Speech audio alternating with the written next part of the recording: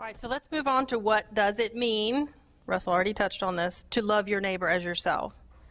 Is love only an emotion or a feeling, or does love cause action? What type of action? Beneficent, other-centered, outward-moving, unselfish actions. Can you love others in this way if you are incapacitated? No, we talked about this. In order to love others, well, you have to maintain self-care, your own wellness and health, and thus before you can love others, you must first possess something worth sharing or giving to others. Some examples: can you teach someone to read if you are illiterate? Not so much. Can you teach people the truth about God if you don't know God? You cannot genuinely love others if you don't have love in your heart. So we must first be converted in our own hearts to a genuine love and trust relationship with Christ and really know Him before we can be most effective in His cause. Now notice I said most effective because it's not a prerequisite. God in His infinite wisdom can use many things and can use us in any flawed state to advance His kingdom, including speaking through a donkey, if you remember that, which is not so far away from some of us sometimes. We must be in a state of health in order to be capable of providing to others. All right, so let's get more practical, more specific. In this class, we've learned that love always does what's in the best interest of the other person. But what does this look like in reality? And what are some of the obstacles to loving others in this way? Does anyone wrestle with this? We've talked about the dissonance and it goes against our urge. Remember, it's going to be as natural for us to minister to the needy and suffering as it was for Christ to go about doing good. Have mercy. Okay, so let's talk about several types of obstacles that might prevent or impede us from loving others, loving our neighbors as ourselves. So there's at least two sides. We've got obstacles in our own hearts and minds: fear, selfishness, distrust, prejudices and biases. We might be fatigued. We might just be apathetic and not care. We might be ignorant and not know that someone's in need. We could believe lies. We could have beliefs about the other person. Again, this other person might be our enemy. This person might have betrayed or hurt us. So we might believe that the other person deserves something other than love. We also might have beliefs and suspicions that there's not really a need and you're being duped or swindled. Same with the other person. The other person's going to have obstacles in their heart and mind. They could also be afraid, also selfish, also distrusting, and they might see your efforts to help or see your acts of love as manipulation. They could be prejudiced or biased. They could also have false beliefs and believe lies. They may think love looks like being hit or being abused. They may think love looks like physical intimacy only, or that love is being liked or being popular. They also may be injured. They may believe they don't deserve love. They don't deserve your love. They're too sinful to ever be loved. They're too ugly, too dirty, too worthless. So we got the two sides. Then we got situational obstacles.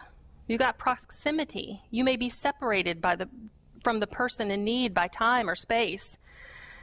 You may have the absolute inability to help, just like we talked about trying to help someone to read if you're illiterate.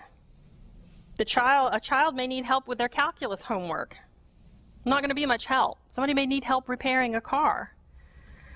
Or you may lack the physical ability. Somebody needs help moving, rearranging furniture, and you've got a bad back. Somebody may need financial help, and you don't have any money. You may also be obstructed by some other force. You may be physically restrained or have illness or other obligations. But even in all of these situations, what can we still provide? Love. We can still provide love. We can still provide understanding. We can still provide encouragement. We can still pray for them. And this is not all we can do is pray for them. It's the thing we can do is pray for them.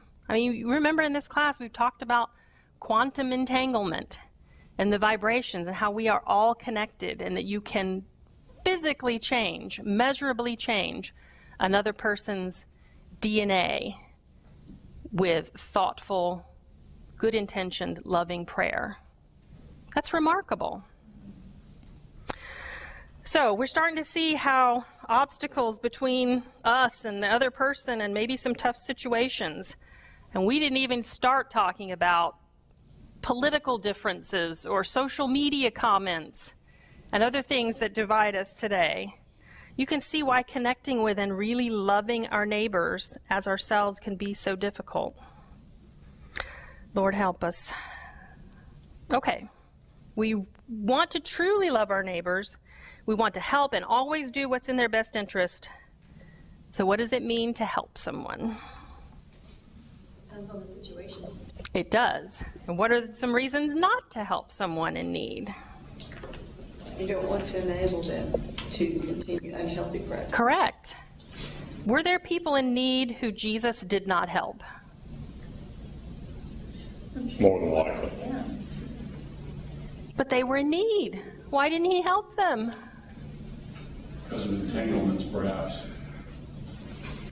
Unnecessary entanglements. Yes. There's the story of John the Baptist. Jesus didn't rescue him from prison. It's his own cousin. Yes, exactly. What about when the story when he went back to his hometown and there were a bunch of sick people? Remember? He couldn't do any miracles there.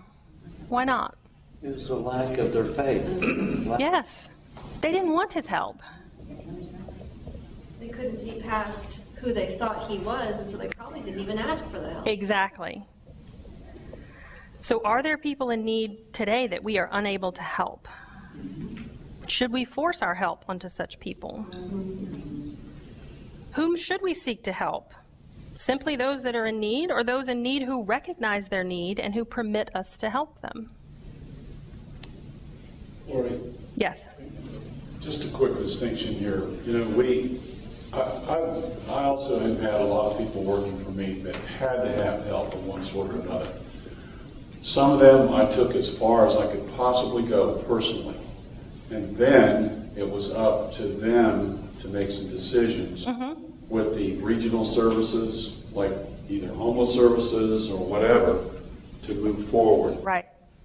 And if you are doing it personally, you can't get the collective help of other agencies. Oh, absolutely. So you have to create a distinction of where you are personally and where you can go corporately Yes. with the community. Agreed. And again, it depends on the kind of help needed. I think that the most vivid example how Jesus helped was in a situation when a woman approached him asking for help and he refused, but then she started arguing with him and showed her faith, and then he decided to help her. And her persistence. This is the best example from the whole Bible. Because she actually showed her faith, arguing with him. I'm pretty sure Jesus knew what he was going to do. Exactly. He was going to help her. Yes. Using this as an example. Right. To his disciples, often he would say what they were thinking to get to say, this is what you think. Yes. But in reality, let me draw her out of it. Right. You'll see that even this person who's willing to be compared to a dog, you know, he was trying to draw out an illustration to this woman. He knew he was going to heal her. Right. He knew she had faith. Yeah. He just needed her to exhibit that and to use it as an example for the learners around him. Right. No, I think you're exactly right. And he was bringing to light the prejudice and the bias that was in the minds of everybody that was standing around. So I want to go through a few should I help scenarios. What we came up with last week about being impressed by the Holy Spirit is critical.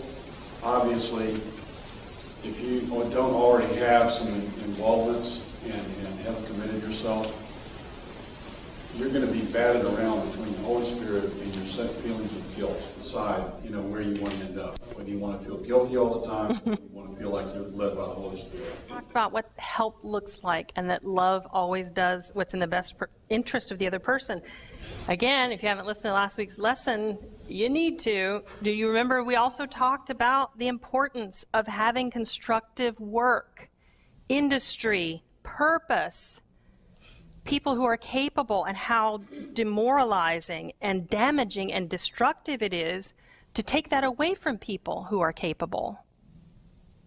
In that case, that doesn't look like help. That doesn't look like love. It's damaging. All right, what about if you're in a restaurant? Do we have another comment? Yes. My comment, you mentioned the Samaritan Center. Mm-hmm. When you refer a person to the Samaritan Center, they sit with a professional social worker. Yep. Looks up on Service Point, which is connected to all the other agencies in the community. It allows the social worker to look and see where they've not gotten help, where they might get help, in addition to the Samaritan Center. Yep. But it also displays where there might be working the system. And then also they help with not only emergencies, but job searches, all of those kind of things. I didn't know. And it's a high Absolutely. stewardship of resources. Of the resources Yeah. that are given to the Samaritan Center. Thank you. It's very, I mean, they're an amazing organization. They really are. Does a great job over there. Is there another comment? No? So we're in the restaurant, what happens? Oh, yeah. You're in a restaurant. You see a couple, look like a married couple arguing. Should you offer to help? No. But they clearly need help. Should you offer? No?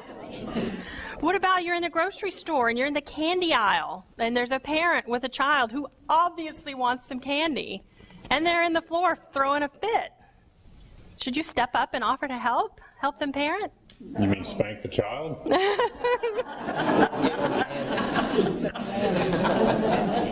No. What about a family member who has a sickness or an injury who needs help? Tina could speak to this probably. What then? How do you define help, and where do you draw the line in helping them? Is it helpful to help them do everything? No. When dealing with someone recovering from injury, is it more helpful to do as much as you can for them or as little as possible for them? Why? They won't grow. They won't grow, they won't heal, they won't recover. It's the same idea as rehab is the same idea as children. Yes. You should only do as much as they can't do. If you're doing everything for them all the time, what adult will they turn out to be but a taker and someone who expects everybody to keep doing for them that which parents have done for them their Yes. whole life?